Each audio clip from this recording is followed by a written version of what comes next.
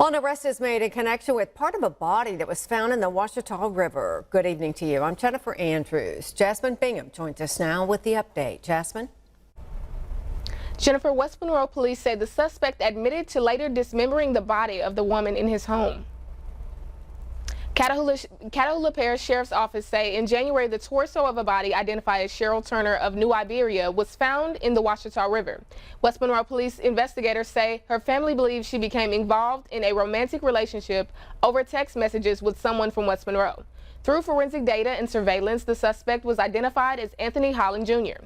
West Monroe police arrested him yesterday. They say he has admitted to killing her and putting her remains in water that feeds into the Ouachita River. A man who lives at the apartments where Holland lived says he's in shock. We've been kind of scared all day, talking about, trying to maybe find a new place. It definitely leaves a feeling of uneasiness. Didn't see a body, just saw a mattress that had like a blood stain on it. So it really confirmed the suspicions that we were kind of fearing, that it looked like it was somebody who was murdered over there.